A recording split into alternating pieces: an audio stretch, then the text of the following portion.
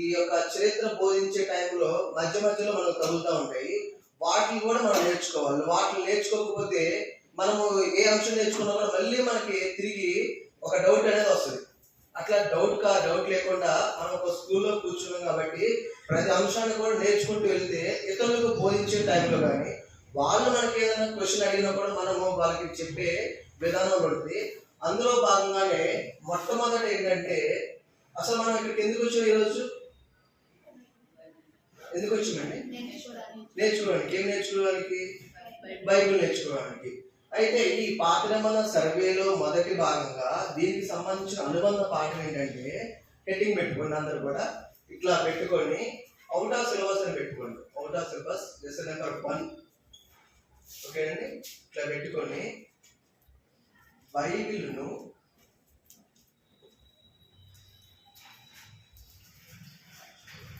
ఏ ఉద్దేశంతో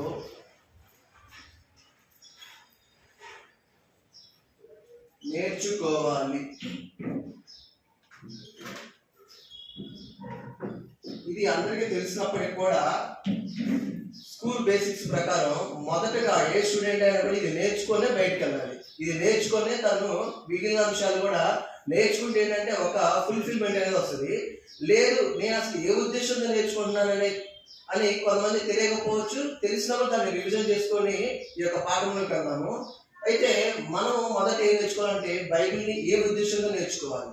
మనం బైబిల్ నేర్చుకోవడానికి వచ్చాము, కానీ మనం అసలు ఆ బైబిల్ని ఏ ఉద్దేశంతో నేర్చుకోవాలి? మనకి ప్రతి పాఠానికి కూడా ఒక మూలవచనం అనేది ఉంటుంది. ఏ పాఠానికైనా ఒక మూలవచనం ఉంటుంది. దాంట్లో భాగంగానే మనకి మూలవచనం ప్రతిదానికి ఇట్లా రాసుకోండి. ద్వితీయోపదేశ కాండము ఎవరైనా తీసుకోవాలంటే చదవండి. ద్వితీయోపదేశ కాండం 31వ అధ్యాయము 12వ వచనం.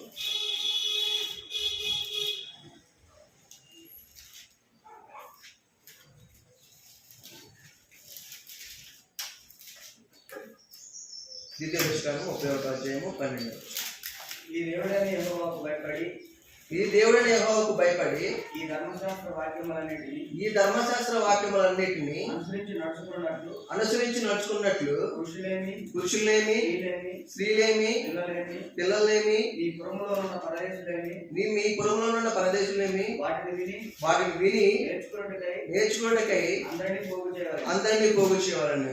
ఇప్పుడు ఈ లేఖనాలలో మనం ఏం నేర్చుకోవాలంటే, మీ దేవుడైన యెహోవాకు భయపడి ఈ ధర్మశాస్త్ర వాక్యములన్నిటిని అనుసరించి, అంటే ఈ యొక్క ధర్మశాస్త్రం కానీ ఈ యొక్క పరిశుద్ధ గ్రంథం కానీ మనం వాటిని అనుసరించాలంటే ముందు ఏం చేయాలంట? అనుసరించి నడుచుకున్నట్లు ఏం చేయాలని కింద వచ్చిన నేర్చుకోవాలంట. ఏంటంట? మనము ముందు ఏం చేయాలి? బైబిల్ గ్రంథాన్ని మనం ఒక జీవితంలో అనుసరించాలన్నా దాని ప్రకారం నడుచుకోవాలని ఏం చేయాలంట? నేర్చుకోవాలంట. అంటే ఇక్కడ నేర్చుకోవడానికి ఏం చేయాలంట? అందరినీ పోగు చేయాలంట. ఈరోజు పాలుగా చేసిన పని ఏంటంటే అందరిని కూడా అందరం కూడా ఈరోజు శనివారం వేరే పనిలో ఉండొచ్చు.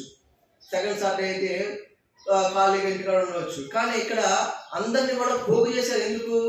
వాక్యం నేర్చుకోవాలి. ఎందుకు నేర్చుకోవాలి? మనం దేవుని వాక్యాన్ని అనుసరించుకొని నడుచుకోవడం కోసం మనము ఈ యొక్క దేవుని గ్రంథాన్ని మనం నేర్చుకోవాలి. అయితే మొదటిగా నేను నా హెడ్డింగ్ పెట్టుకోని చెప్పే కదా, ఫస్ట్ ఏం చేస్తారంటే ఏ పాయింట్ పెట్టుకోండి. మనము బైబిల్ని నేర్చుకోవాలి. అది ఏ ఉద్దేశంగా నేర్చుకోవాలనేది ఒక లేఖనం ద్వారా మనం చూద్దాము. మొదటిగా ఏంటంటే అసలు బైబిల్ని మనము ఏ ఉద్దేశంగా నేర్చుకోవాలి అనడానికి ముందు అసలు ఏ ఉద్దేశంతో నేర్చుకోకూడదు అనేది తెలియాలి. అంటే ముందు ఒక నెగిటివ్ పాయింట్ తెలిస్తే పాజిటివ్ పాయింట్ ఆటోమేటిక్గా మనకి అర్థమవుతుంది. అందులో భాగంగానే మొదటగా బైబిల్ను ఏ ఉద్దేశంతో నేర్చుకోకూడదు. ఇప్పుడు ఇందాక చెప్పాను కదా, దీంట్లోని బైబిల్ని ఏ ఉద్దేశంతో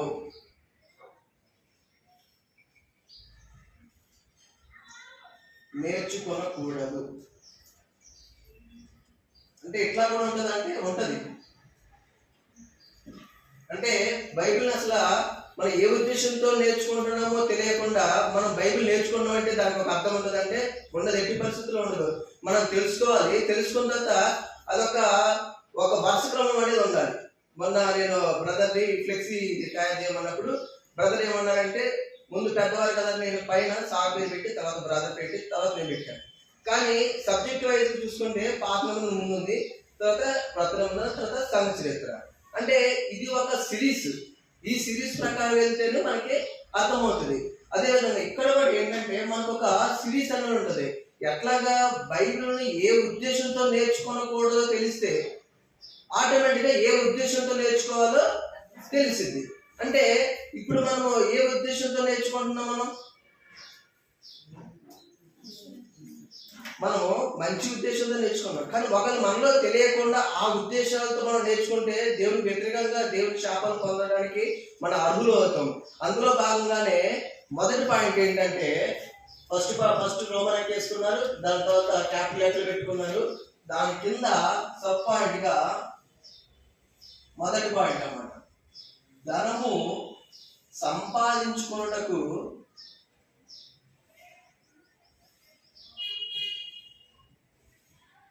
నేర్చుకోనకూడదు. ఇది మెయిన్ అండి. చాలా మంది కూడా బైబిల్ ఎందుకు నేర్చుకుంటారంటే, లేదు అంటే అసలు నువ్వు ఏమవుతావు అన్న ఆలోచన లేదంటే చాలా మంది ట్రైనింగ్కి వెళ్తారు, అన్నీ వదిలేసి. అంటే ఒక 10th చదువుకోని లేదంటే వెల్ ఎడ్యుకేషన్ అయినా కూడా పర్లేదు, కానీ ఏం చేస్తారంటే వాళ్ళకు ఒక థాట్ ఉంటుంది అన్నమాట. అంటే బైబిల్ అంటే మన సర్టన్ పీరియడ్లో కాదని అవుట్ ఆఫ్ వెళ్తే చాలా వరకు కూడా ఏం చేస్తారంటే ఈ యొక్క ధనాన్ని పైనుంచి ఫండ్స్ అని కానీ లేదంటే ఇంకొక విధానంలో కానీ నేను బ్రతుకుతాను అనే ఉద్దేశంతో బైబిల్ నేర్చుకుంటాను. అంటే మెయిన్ అనేది ఇది ఉండకూడదు. ఇది మనసులో పెట్టుకొని మనం బైబిల్ని ఎట్టి పరిస్థితుల్లో కూడా మనం నేర్చుకోకూడదు. ఈరోజు చాలా మంది మీరు ఏం చేస్తున్నారంటే పాస్టర్ అని అంటారు. అంటే పాస్టర్ అంటే చూసే అన్యులకి ఏమన్నా కనపడుతుందంటే వీళ్ళకి పైనుంచి ఫండ్స్ వస్తాయేమో, అంటే వీళ్ళు ఎట్లా బతుకుతారు? మరి వీళ్ళు చేసేదే పాస్టర్ అంటే వీళ్ళు కంప్లీట్గా 24 hours లేదంటే 365 days చేసేది దేవుని సేవ. మరి వీళ్ళు ఎట్లా బతుకుతారంటే వీళ్ళు ఫండ్స్ ద్వారా బతుకుతారు అన్న విధానంలోని అన్నిటికీ మనం కనబడుతున్నాం. అంటే అది ఎక్కడ పాల్గొందంటే మనం చేసే విధానం, మనం చేసే ఆలోచన బట్టే ఇతరులకు మనము ఎలా కనబడుతున్నాం అంటే కేవలం ధనం సంపాదించుకునే వారిగా మనము కనబడుచు ఉన్నాము. అంత మాత్రం కాదు, ఈ ఆలోచన విధానం అనేది చాలా అంటే చాలా రాంగ్ అన్నమాట. అంటే మనం ఎక్కడ చూసుకున్నా కూడా ధనము ధనము ధనము ఆమె ధనము వద్దంటారంటే ధనము కావాలి. అంటే ధనము ఎంతవరకు కావాలంటే మనం బ్రతకడానికి కావాలి, మనం కుటుంబాన్ని పోషించుకోవడానికి కావాలి. కానీ ఇప్పుడు చూడండి, మనము యూట్యూబ్లో అట్లా చూస్తున్నాము, అటుపక్క ఇటుపక్క బాడీ గార్డ్, వాళ్ళు బెంచ్ కార్లు, మళ్ళీ దానికి సెలబ్రిటీలు అన్నట్టు ఈ రెడ్ కార్పెట్ వేసేసి వాళ్ళకి స్వాగతం పలకడం. ఇదంతా దేనికి? హంగులు ఆర్భాటాలు. ఇదంతా దేనికంటే వాళ్ళు ధనము ఉందని చూపించుకోవడానికి, లేదు ధనము సంపాదించుకోవడానికి అనేది కేవలము క్రైస్తవం అనే ఒక వ్యాపారాన్ని మార్చారన్నమాట. చూడండి, ఇప్పుడు కొన్ని చోట్ల గ్రౌండ్స్ దగ్గర ఈ యొక్క మీటింగ్స్ పెడతారు. మీటింగ్స్ పెట్టినప్పుడు అక్కడ ఎక్కువ ఏం జరుగుతుంది? కచ్చీపులు, కొబ్బరి నూనెలు, కొబ్బరికాయలు, కొవ్వొత్తులు, ఇవన్నీ కూడా అవతల పక్క మీటింగ్ జరిగింది. కానీ అవి ఈ స్టాల్ పెట్టేది ఎవరు? వీళ్ళే. మళ్ళీ ఎవరో కాదు, ఈ స్టాల్ పెట్టేది వీళ్ళే.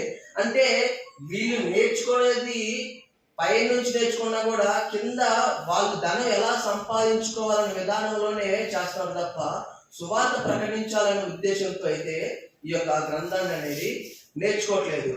దాంట్లో భాగంగానే మనం ఒక లేఖనం చూద్దాం. ఫిలిప్పీయులకు రాసిన పత్రిక 3వ అధ్యాయము 17వ వచనం ఒకసారి తీసుకోండి. 15 నుంచి 19 వరకు. ఇది రావడం కాబట్టి 3వ అధ్యాయము 19 నుంచి 15 నుంచి. సహోదరులారా, మీరు నన్ను పోలి నడుచుకునండి.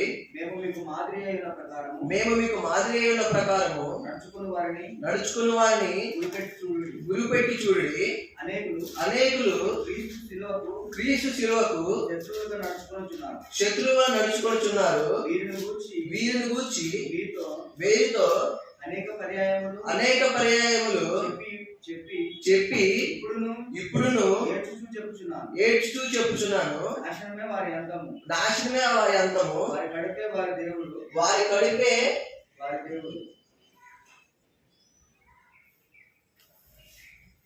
ఏంటంట, వారి కడిపే వారి దేవుడు. అంటే వీరి గురించి పౌలు గారికి ఏమైనా ఆస్తులు ఉన్నాయంటే ఆయన ఎట్లా బతికిందమ్మా, డేరాలు చుట్టూ బతికింది. కానీ ఆయనకి చాలా మంది ఫాలోవర్స్ ఉన్నారు. ఎందుకంటే ఆయన దేవుని సేవ చేసుకుంటూ ఏమి చెప్తున్నాడు, సహోదరులారా మీరు నన్ను పోలు నడుచుకోండి. ఆయన ఎవరిని పోలు నడుచుకున్నారు, క్రీస్తుని పోలు నడుచుకున్నారు. ఆయన్నే మనం పోలు నడుచుకోమని ఇక్కడ చెప్తూ ఇంకా ఏం చెప్తున్నాడంటే సిలువకు అనేక మంది శత్రువులు అయ్యారంట. దేనికోసం? డబ్బు కోసం బోర్డులు మార్చే వాళ్ళు ఉన్నారు, డబ్బు కోసం సబ్జెక్టే మార్చే వాళ్ళు ఉన్నారు. మాకు అక్కడ మమ్మమూళ్ళూరులో కనుమూరులోని ఆ సహోదరుది మా ఊరే, కానీ ఆయన అక్కడ వాకింగ్ చెప్పడానికి వెళ్ళి అక్కడే స్థిరపడ్డారు.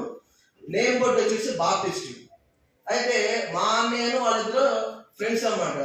ఆయన చాలాసార్లు క్రీస్తు సంఘం గురించి చెప్పినప్పుడు కూడా ఆయన బోర్డు పేరు మార్చలేదు, కానీ దాంట్లో నుంచి బయటకు కూడా రాలేదు. నేను ఒకసారి అడిగాను, ఎందుకన్నా ఆయన అసలు బయటికి రావట్లేదు దాంట్లో నుంచి అంటే, వాళ్ళకి డబ్బులు వస్తాయరా అందుకోసమని వాళ్ళు రాదని. అంటే కేవలం బ్రతుకు తెరువు కోసము ఇది క్రైస్తవాన్ని ఒక మత వ్యాపారంగా మార్చుకున్న వారు చాలా మంది. అది ఇప్పుడే కాదు, అప్పటి నుంచి కూడా ఉంది.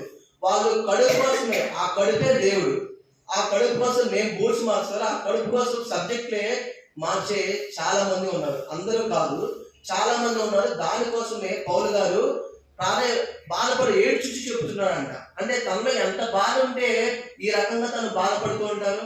అంటే నాశనం అలా ఎవరైతే చేస్తారో వాళ్ళు ఏంటంట, వారి నాశనమే వారి అంతం అంట. అదేవిధంగా రెండో లేఖనంలో మనం చూసుకుంటే కనుక తీతుకు రాసిన పత్రిక 1వ అధ్యాయము 10-11 చూడండి. అనేకులు విశేషముగా సున్నతి సంబంధులను, అవిధేయులను, వదలబోతులను, మోసపుచ్చువారనై ఉన్నారని వారి నోళ్ళు మూయింపవలెను. అట్టి వారు ఉపదేశింపకూడని వాటిని దుర్లాభం కొరకు ఉపదేశించుచు కుటుంబములనే పాడు చేసి. చాలండి, ఇక్కడ చూడండి. ఇక్కడ ఏంటంటే దీంట్లో మనకి తెలుసుకోవాల్సిన పాయింట్ అంటే దుర్లాభం కొరకు. అంటే అది లాభం అంటే లాభం కాదు, దుర్లాభం కొరకు ఏం చేస్తారంట, కుటుంబాలనే పాడు చేస్తూ ఉన్నారు. అంటే మనం ఈ ధోరణిలో మనం నేర్చుకోవచ్చు అంటే ఎట్టి పరిస్థితుల్లో కూడా మనం నేర్చుకోకూడదు. మనకి మత్తయి సువార్త 6:33 కూడా చూసుకుంటే కనుక మనము ఏం చేయాలంటే మొదట ఆయన రాజ్యాన్ని నీతిని ఎదిగితే అప్పుడు అవన్నీ కూడా అనుభవిస్తారు. ఆయన లాయకనాన్ని మర్చిపోయి కేవలం అది కడుపు కోసము లేదంటే ఆ దుర్లాభం కోసము దేవుని వాక్యాన్ని నేర్చుకుంటున్నారు, లేదంటే బైబిల్ని నేర్చుకుంటున్నారు. అని ఇట్లా నేర్చుకోవడం వల్ల ఏంటంటే అనేకులకి ఈ లోకంలో ఉన్న వారికి క్రిస్టియానిటీ అనేది ఒక వ్యాపారం. ఈరోజు ఒక బైబిల్ నేర్చుకొని ఒక సమ్మె చేయకపోయి మనం వాళ్ళకి బాప్తిస్మం ఇస్తే వారి ద్వారా వచ్చే కానుకలు అనేవి మనము బ్రతికిస్తాయి అనే ధోరణిలో వెళ్తున్నారు. కానీ సువార్త చెప్పి క్రీస్తులోకి రప్పించాలనే ఆలోచనతో పోవట్లేదు. అందువల్ల లోకానికి మనం ఎట్లా కనపడుతున్నాం అంటే క్రైస్తవం అనేది ఒక వ్యాపారం లెక్క కనపడుతుంది. క్రైస్తవం అనేది ఒక పెద్ద ఏమంటారంటే వీరి డబ్బులు అనేది పని అనేది చేయరు. ఏ పని చేస్తారంటే ఏ పని అయితే చేస్తే ఆదివారం వెళ్తూ వారికి కానుకలు వస్తాయి, ఆ కానుకలతోనే బ్రతుకుతారు అన్న విధానంలో ఉన్నారు. మరి ఇది ఎంతవరకు కరెక్ట్ అంటే ఇది చేసే వారిని బట్టి మనము ఇక్కడ పౌలు గారు ఎలా అయితే ఏడ్చుతూ బాధపడ్డారో అలా బాధపడాల్సి వస్తుంది. అంటే మనం దీంట్లో మనం నేర్చుకోవాల్సిన పాయింట్ ఏంటంటే మనము ధనం అనేది సంపాదించుకున్నకు, ధనం మాత్రమే సంపాదించుకున్నట్టుకు మనము బైబిల్ నేర్చుకోకూడదు. ఇకపోతే రెండో పాయింట్ చూడండి. రెండో పాయింట్ పేరు సంపాదించుకున్నట్టుకు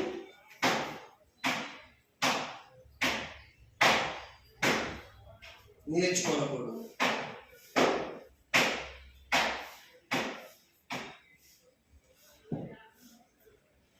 ఇది దీనికన్నా ఇది చాలా డేంజర్ అండి. ధనము సంపాదించుకునేవాడు ధనం కోసం చూశాడు, కానీ ఈ పేరు సంపాదించుకునేది చాలా అంటే చాలా డేంజర్.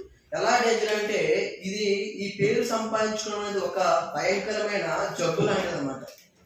వాక్యాన్ని బాగా నేర్చుకొని, ఇప్పుడు వాక్యం నేర్చుకోండు, ధనం సంపాదించిండు, ఇక నెక్స్ట్ ఆయన పరిస్థితి ఏంటంటే వాక్యం నేర్చుకోండు, డబ్బు ఉంది, ఇప్పుడు ఏమైంది, ఆయన పేరుని మారిపోకపోవాలి.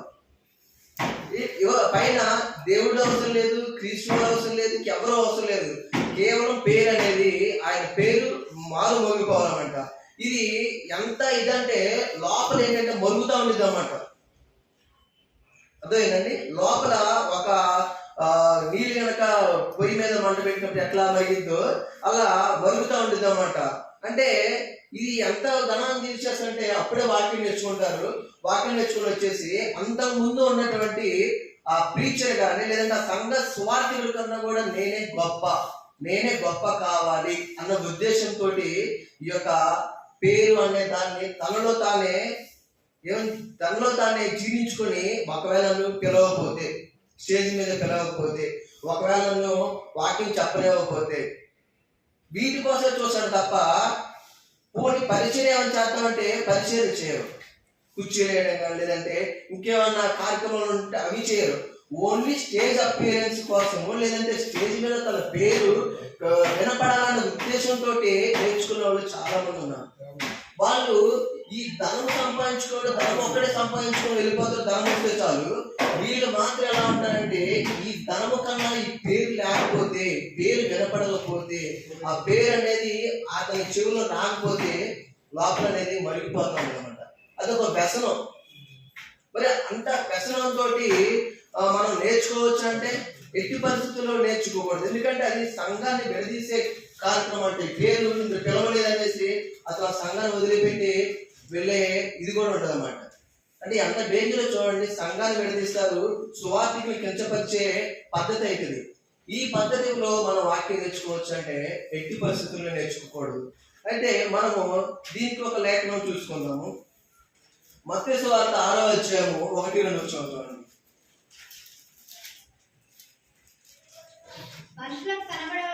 మనుషులకు కనబడాలని వారి ఎదుట ఈ నీతి కార్యములు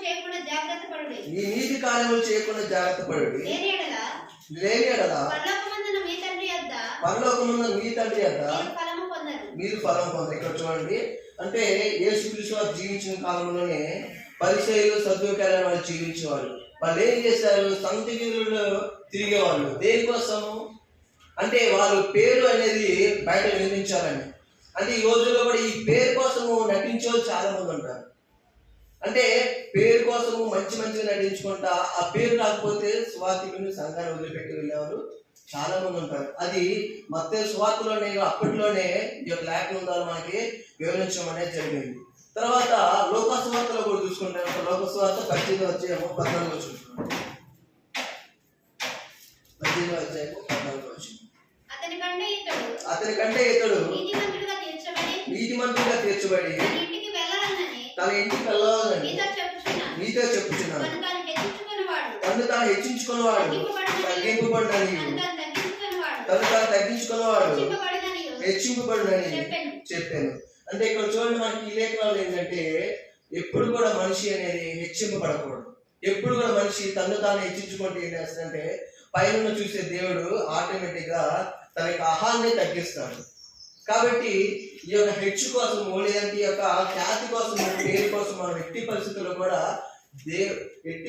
వాక్యాన్ని నేర్చుకోకూడదు. ఏమండి, మనల్ని దేవుడు గుర్తింపు చేయాలంటే, దేవుడు మనల్ని వాడుకొని మన పేరు తీసుకోవాలంటే ఎంతసేపు? అవునా కాదా? దేవుడు మనకి ధనం ఇవ్వాలంటే ఎంతసేపు? గ్రంథంలో ధనం కలిగిన వాళ్ళు లేరా? అబ్రహాము లేదా? యోబుకు లేదా? ఎంతమంది ధనం లేదు? అందుకోసం ధనవంతుడు సూది బెజ్జలో పరలోక రాజ్యంలో ప్రవేశించడం దుర్లభం చెప్తుడు. సూది బెజ్జలో వంటైనా దూరేది కానీ ధనవంతుడు దూరలేడంట. అంటే ఈ విషయాలని మనం ఆలోచించుకుంటే ఈ విషయాల ప్రకారం మనం దేవుడి వాక్యాన్ని నేర్చుకోకూడదు. ఇంకోటి 3వ చూద్దాం. 3వ పాయింట్ రాసుకోండి. ఎల్లప్పుడూ క్రొత్త విషయాలపై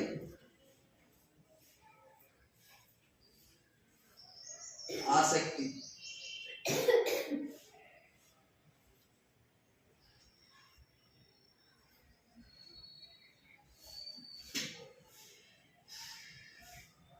అంటే దేవుని వాక్యాన్ని ఎల్లప్పుడూ కూడా కొత్త విషయాలపై ఆసక్తి అనేది కేవలము ఎల్లప్పుడు, అంటే ఎక్కడైనా మీటింగ్ జరిగిందంటే, ఎక్కడైనా సువార్త పురీలు జరుగుతుందంటే అక్కడికి ఏం చేస్తారంటే కొత్త విషయాలపై ఆసక్తి. అంటే కొత్త విషయాలపై ఆసక్తి అంటే మీకు డౌట్ రావచ్చు, మరి వాక్యం మనం నేర్చుకోకూడదంటే నేర్చుకోవాలి. కానీ ఇప్పుడు ఒక సహోదరులు లేచి వాక్యం చెప్పారు, ఒక సీనియర్స్ వార్తలో వాక్యం చెప్పారు, రెండోసారి అతని తర్వాత ఇంకొకరు నుంచి చెప్పారు వాక్యం. కానీ ఇప్పుడు ఇక్కడ ఇద్దరు వ్యక్తులు బోధించారు. బోధించినప్పుడు ఒక వ్యక్తి జ్ఞానపూర్వకం బోధించారు, ఇంకో వ్యక్తి తక్కువ జ్ఞానంతో బోధించారు అనుకో. ఈ విన్నవారు ఎలా ఉంటారంటే, ఈ కొత్త విషయాలపై ఆసక్తితో ఉన్నవారు ఎలా ఉంటారంటే, ఎలా ఉంటారు చెప్పండి. ఆ వ్యక్తి తన మనసులో ఏముండదంటే, ఈ వాక్యం నేను విన్నాను, ఈ వాక్యం చెప్తానని నేను ఎప్పుడు వచ్చినా, ఈ వాక్యంతో నేను ఏం చేయాలి, కొత్త విషయాలు లేవా అంటే వీళ్ళకి ఎటువంటి విషయాలు కావాలంటే అవుట్ ఆఫ్ సిలబస్ లెక్క కావాలి. అంటే కథలు లేవి, లేదంటే చారిత్రక విషయాలు, బైబిల్ సంబంధించిన విషయాలు అయితే వద్దు. కొత్త విషయాలు పట్ల ఆసక్తితో వాళ్ళు వాక్యం నేర్చుకున్న ఆలోచనతో వస్తారన్నమాట. అంటే ఇటువంటి వారు మరి ఎక్కడ ఉన్నారంటే అపోస్తుల కార్యాలు 15వ అధ్యాయము 21వ వచనం ఒకసారి చూసుకునే కనుక, అపోస్తుల కార్యాలు 15వ అధ్యాయము 21వ వచనం చూడండి. ఏలయనగా సమాజ మందిరములలో విశ్రాంతి దినమున మోషే లేఖనములు చదవటం వలన మునుపటి తరముల నుండి అపోస్తుల కార్యాలు 15వ అధ్యాయం 21వ వచనం. ఏథెన్స్ వారందరూ అక్కడ నివసించు పరిశీలనను ఏదో ఒక కొత్త సంగతి చెప్పుటయందును వినుటయందును మాత్రమే తమ కాలం గడుపుచుండేవారంట. ఇక్కడ ఏథెన్స్ వారంటే ఏంటంట, వాళ్ళు ఏదో ఒక కొత్త విషయాన్ని వినటానికి చదవటానికి కాలాన్ని గడుపుచున్నారంట. అంటే ఆ కొత్త విషయాన్ని దొరికితేనే వాళ్ళకి కళ్ళ ఆనందం, చెవుల ఆనందం. అంటే వాటి పట్లనే వాళ్ళు టైం పాస్ చేసేవాళ్ళు అనమాట. అంటే ఇటువంటి విషయాల కోసం మనము ఇటువంటి అంశం మీద మనము దేవుని వాక్యాన్ని నేర్చుకోనకూడదు. అంటే ఇట్లా నేర్చుకుంటే ఏమవుతుందంటే మనము టైం పాస్ చేసిన వాళ్ళం అవుతాం. ఎట్టి పరిస్థితుల్లో కూడా ఒక కొత్త విషయం నేర్చుకున్నామంటే ఆ విషయం ప్రకారం మనం జీవించాలి. కానీ మరి ఒక కొత్త విషయం దొరికిద్దా అని దాని పట్ల ప్రాకులు అడుగుకుంటూ టైం వేస్ట్ అనేది చేయకూడదు. అట్లా ఎవరు చేశారంటే ఏథెన్స్ వాళ్ళు ఆల్రెడీ చేసి ఉన్నారు. తర్వాత మనము ఇంకొక పాయింట్ నేర్చుకుంటే కనుక, దీంట్లోనే జ్ఞానం మాత్రమే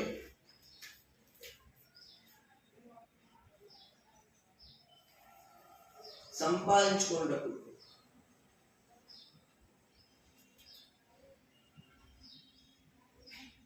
నేర్చుకోనకూడదు. అర్థమవుతుందండి. ఇక్కడేమో కొత్త విషయాల పట్లలే, కేవలం కొత్త విషయాలు. ఇదేంటంటే కేవలం జ్ఞానం మాత్రమే. అంటే జ్ఞానం నేర్చుకోకూడదంటే నేర్చుకోవాలి, కానీ జ్ఞానం మాత్రమే నేర్చుకోకూడదు. ఎందుకు నేర్చుకోకూడదు అంటే మనకి కొరింథీయులకు రాసిన మొదటి పత్రిక 8వ అధ్యాయం చూడండి.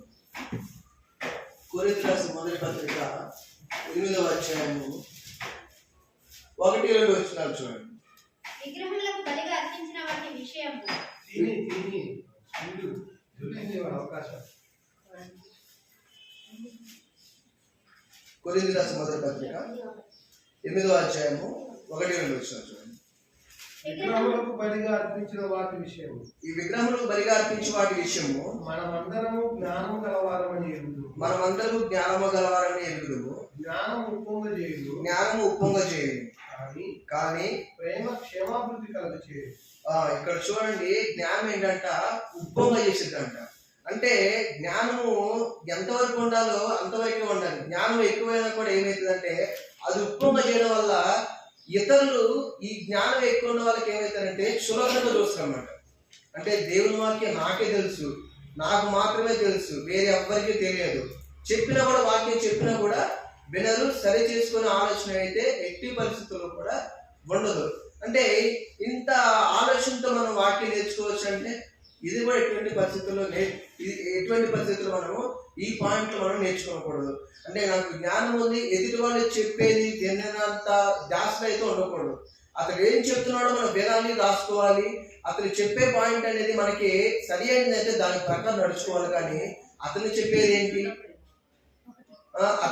ఏంటి అని చులకన భావంతో మనం ఎట్టి పరిస్థితుల్లో కూడా మనము దేవుని వాక్యాన్ని నేర్చుకోకూడదు. తర్వాత ఈ యొక్క బైబిల్ ఏ ఉద్దేశంతో నేర్చుకోకూడదు అనే దాంట్లో లాస్ట్ పాయింట్ ఏంటంటే, ఇది మెయిన్ పాయింట్.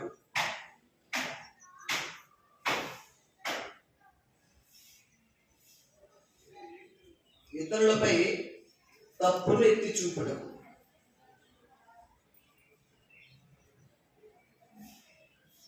నేర్చుకోవాలి. ఇప్పుడు ఈ బైబిల్ని నేర్చుకున్నారు, ధనం సంపాదించుకున్నారు, పేరు వచ్చింది, కొత్త విషయాలు తెలిసింది, జ్ఞానం ఉంది. ఇప్పుడు నెక్స్ట్ చేసే పని ఏంటంటే ఇవన్నీ ఒకదాంతో నిండిపోయింది. మనసు అంతా నిండిపోయి లాస్ట్కి వచ్చేసరికి ఏం చేస్తారంటే ఎవరు ఎక్కడ దొరుకుతారా, ఎవరు సంఘంలో లేదంటే ఎవరు ఎక్కడ పాపం చేస్తారా, ఎవరు చెడు చేయడానికి కనపడతారా, వాళ్ళని ఎక్కడ పట్టుకుందామా, వాళ్ళని ఎక్కడ అవమానించుదామనే ఉద్దేశంతో కూడా నేర్చుకునే వాళ్ళు చాలా మంది ఉంటారు అన్నమాట.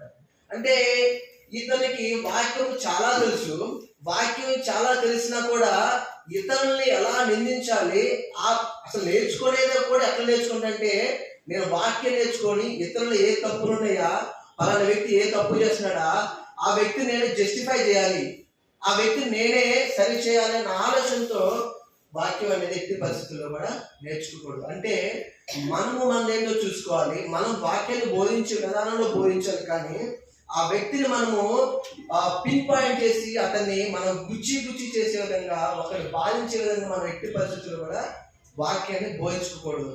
అందుకోసమనే మత్తయి సువార్త 7వ అధ్యాయము 3 నుంచి చూడండి. మత్తయి సువార్త 7వ అధ్యాయము 3 నుంచి 5 వచనాలు. నీ కంటిలో దూలముండగా నీవు నీ సహోదరుని చూచి నీ కంటిలో ఉన్న నలుసును తీసివేయమని చెప్పనేలా? వేషధారి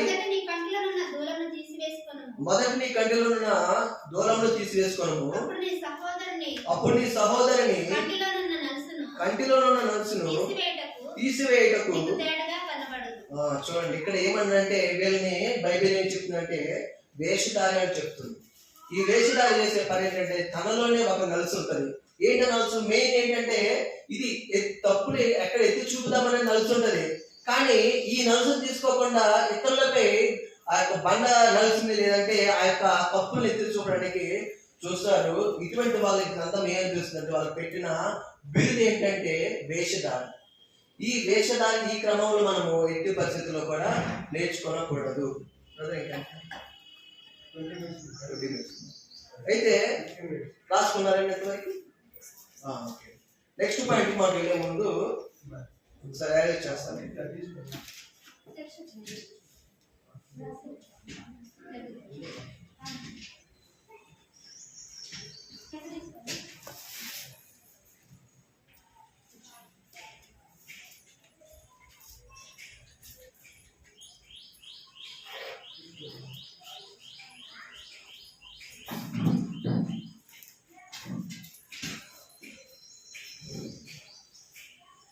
మనము బైబిల్ని ఏ ఉద్దేశంతో నేర్చుకోనకూడదు అన్న దాంట్లో కొన్ని పాయింట్లు నేర్చుకున్నాము. ఇప్పుడు మెయిన్ అసలు మనం హెడ్డింగ్ ఏంటి, బైబిల్ని ఏ ఉద్దేశంతో నేర్చుకోవాలనేది కదా. అందులో ఈ పాయింట్ బైబిల్ను ఏ ఉద్దేశంతో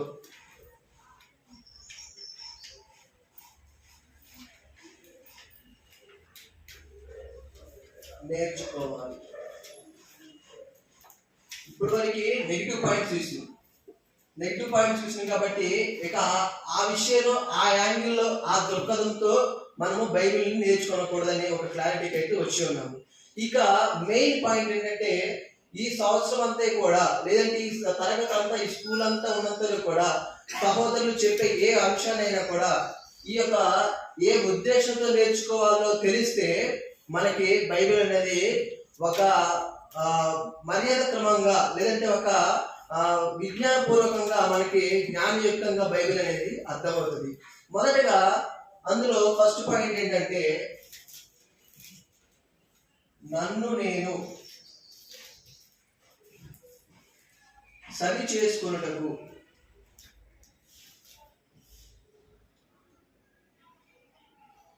నేర్చుకోవాలి. ఫస్ట్ పాయింట్ ఏంటంటే నన్ను నేను సరి చేసుకునేందుకు బైబిల్ నేర్చుకోవాలి. ఇప్పుడు మనం తరగతులకు వచ్చేది ఎందుకండి? బైబిల్ వాక్యం నేర్చుకునేది ఎందుకు? సరి చేసుకుంటే కదా. అందులో భాగంగానే నా యొక్క పాత నిబంధన సర్వేలో కూడా మీకు పాయింట్ వైజ్ గా చెప్తాను. అందులో భాగంగానే అప్లికేషన్స్ అంటే అన్వయింపులు ఉంటాయి. ప్రతి లెసన్ కూడా అన్వయింపులు ఒక భాగం ఉంటుంది. ఈ అన్వయింపులు ఏంటంటే ఈ యొక్క ప్రతి క్యారెక్టర్ చెప్తాను. ప్రతి క్యారెక్టర్ లో భాగంగా ఆ యొక్క క్యారెక్టర్ నుంచి మనం ఏమి నేర్చుకోవాలి, ఆ క్యారెక్టర్ నుంచి మనం ఎలా జీవించాలి, గ్రంథం ద్వారా చరిత్ర ద్వారా మనం ఏమి నేర్చుకుంటాం అనే విషయాల్ని ఈ యొక్క పాత నిబంధన సర్వేలో నేను ప్రతి లెసన్లో బోధించడం జరుగుతుంది. అందులో భాగంగానే ఈ యొక్క బైబిల్ని ఏ ఉద్దేశంతో నేర్చుకోవాలంటే నన్ను నేను సరి చేసుకునేందుకు నేర్చుకోవాలి. ఇప్పుడు ఇంతవరకు చెప్పిన నెగిటివ్ థాట్స్ అనేవి కూడా తీసేసి ఆ థాట్స్ ప్రకారం నేను మొదటి పాయింట్ అంటే ఆ థాట్స్ ప్రకారం నేను బైబిల్ నేర్చుకోకూడదు అనేది ఫస్ట్ పాయింట్. అయితే నన్ను నేను సరి చేసుకోవాలి. ఎట్లా సరి చేసుకోవాలి? బైబిల్ నేర్చుకున్నాం కదా, నన్ను నేను ఎట్లా సరి చేసుకోవాలంటే మనకి గ్రంథం ద్వారా అనేక విషయాలు తెలియపరుస్తూ ఉంటాయి అన్నమాట. అయితే మొదటి తిమోతి రాసిన పత్రిక 4వ అధ్యాయం చూడండి. మొదటి తిమోతి 4వ అధ్యాయం 11, 12, 16 వచనం చూడండి. నీ యవ్వనమును బట్టి ఎవడును తృణీకరింపనీయకుము, కానీ మాటల్లోను ప్రవర్తనలోను ప్రేమలోను విశ్వాసములోను పవిత్రతలోను విశ్వాసులకు మాదిరిగా ఉండము. 16 వచనం ఒకసారి. 16 వచనం దానిలో నిన్ను గూర్చియు నీ బోధన గురించి జాగ్రత్త కలిగి ఉన్నాము, వీటిలో నిలకడగము, నీ విలాగు చేసి నిన్నును నీ బోధ వినివారిని రక్షించుకున్నావు. ఎప్పుడైతే ఈ యవ్వనం బట్టి, యవ్వనం అనే కాదు కానీ అన్ని దశల్లో కూడా మనము వాక్యం నేర్చుకునేటప్పుడు లేదంటే ఇతరులకు బోధించేటప్పుడు ఎలా ఉండాలంటే నన్ను నేను సరి చేసుకునే వాడుగా ఉండాలి. ఇది క్రైస్తవుని యొక్క మొట్టమొదటి మంచి లక్ష్యం అన్నమాట. ఈ క్రైస్తవుడు ఏం చేసుకోవాలంటే దినదినం కూడా తను తాను సరి చేసుకోవాలి. ఎన్ని విషయాలంటే మాటలోని, ప్రవర్తనలోని, ప్రేమలోని, విశ్వాసంలోని, పవిత్రతలోని విశ్వాసులుగా మారి ఉంటూ ఏం చేయమంట నిన్ను గూర్చియు. మన పాయింట్ ఏంటి? నన్ను నేను సరి చేసుకోవాలి కదా. అంటే ఇక్కడ ఏం చెప్తున్నంటే నిన్ను గూర్చి ఫస్ట్ ఆఫ్ ఆల్ నిన్ను నువ్వు సరి చేసుకోవడానికి ఈ యొక్క గ్రంథం నేర్చుకోవాలి. నిన్ను నువ్వు మాటలోని సరి చేసుకోవడానికి, బోధలోని, ప్రవర్తనలోని ప్రతి విషయంలో కూడా సరి చేసుకునేందుకు ఈ యొక్క గ్రంథాన్ని మనం నేర్చుకోవాలి.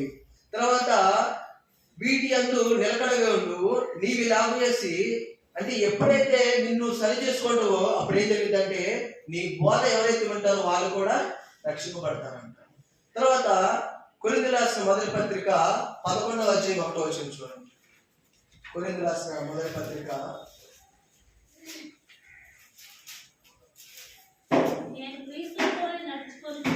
నేను క్రీస్తును పోలి నడుచుకొనిచున్నాను ప్రకారం మీరు నన్ను పోలి నడుచుకోండి. చాలండి. ఇక్కడ చూడండి, ఇక్కడ పౌలు గారు ఏం చెప్తున్నారంటే ఆయన ఎవరిని పోలి నడుచుకున్నారంట?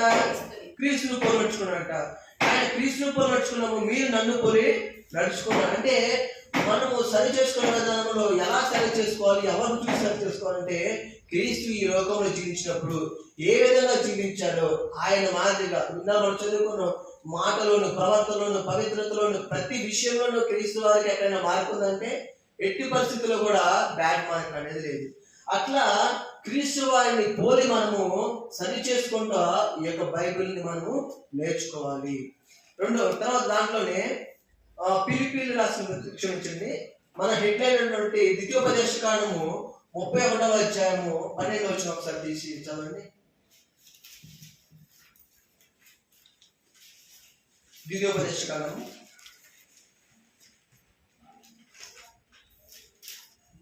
31వ అధ్యాయము 12వ వచనం.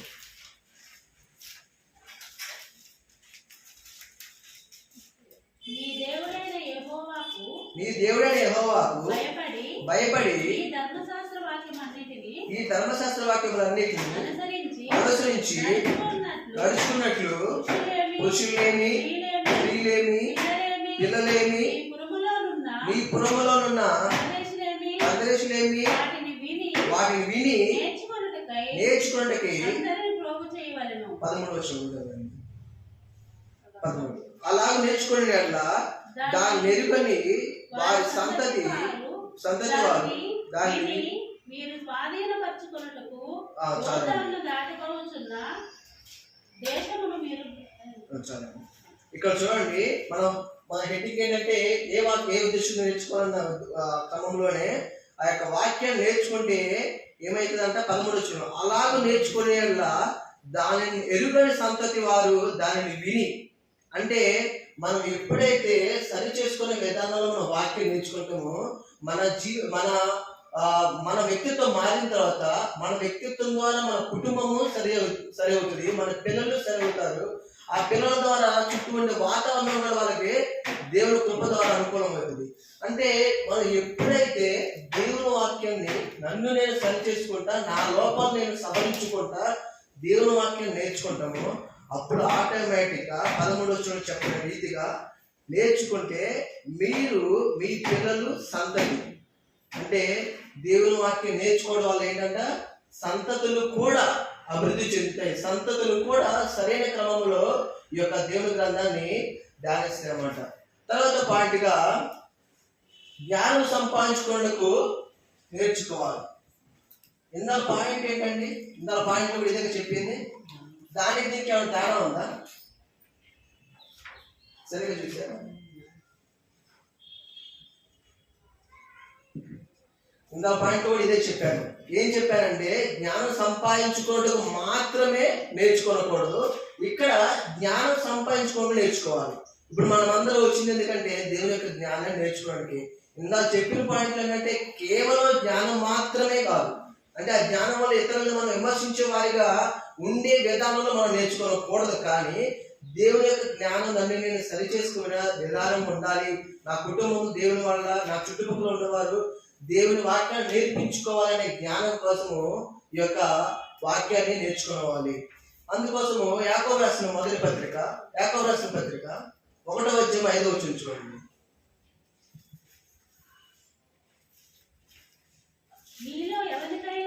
మీలో ఎవరికైనా జ్ఞానము పొదువుగా ఉన్న ఎడల అతడు దేవుని అడగవలెను, అప్పుడు అది అతనికి అనుగ్రహింపబడును. అంటే జ్ఞానం కోసం దేవుని ప్రార్థించాలి, కానీ జ్ఞానం మాత్రమే కావాలనే ఉద్దేశంతో ఎప్పుడు కూడా మనము దేవుని యొక్క గ్రంథాన్ని నేర్చుకోకూడదు. జ్ఞానం కావాలి, ఎందుకంటే ఇతరులు బోధించాలి, జ్ఞానం కావాలి, నన్ను నేను సరి చేసుకోవాలి, జ్ఞానం కావాలి, సంఘాలను నిలుపుకోవడానికి ఈ యొక్క జ్ఞానం కోసం ప్రార్థించి దేవుని అడిగితే ఆయన సరి చేస్తాను. ఇంకా లాస్ట్ పాయింట్కి వస్తే కనుక 3వ పాయింట్, దేవుని వాక్యాన్ని ఏ ఉద్దేశం నేర్చుకోవాలంటే దేవుని పనిని చేయడానికి.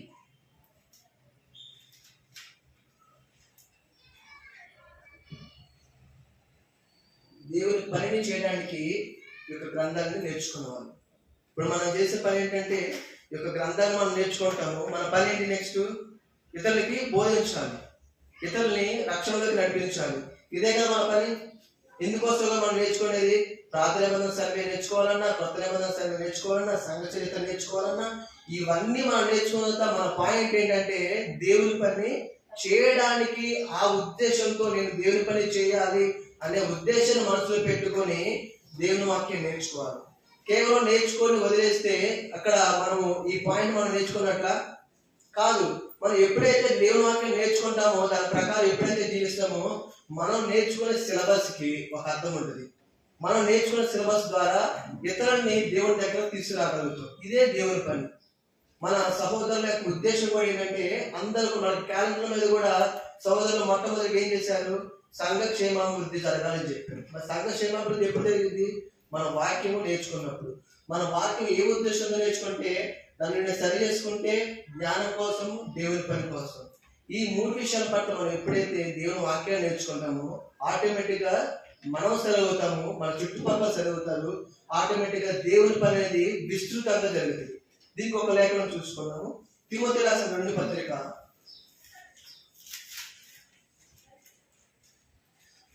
1 2వ అధ్యాయం 2వ వచనం చూడండి.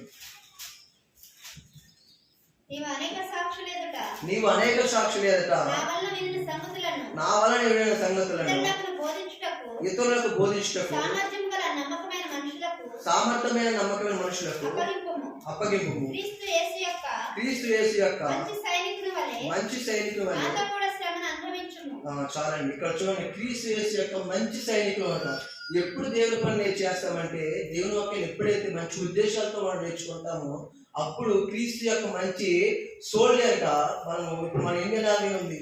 ఆ సోల్జర్ ఎంత బాగా నేర్చుకుంటే తన యొక్క విధులు నిర్వహిస్తారో, అంత ఫిట్ గా ఉంటే తన విధులు నిర్వహిస్తారో, అలాగే క్రైస్తవులను మనము దేవుని వాక్యాన్ని కూడా అంత విధానంలో నేర్చుకుంటేనే మనం దేవుని పని చేయగలుగుతాము. కాబట్టి ఈ విషయాల పట్ల మనం ఏం చేయాలండి? మొదట మనం ఏం నేర్చుకున్నాము? బైబిల్ ఏ ఉద్దేశంతో నేర్చుకోకూడదో తెలుసుకున్నాము. 2వ పాయింట్లో ఏ ఉద్దేశంతో నేర్చుకోవాలో తెలుసుకున్నాము.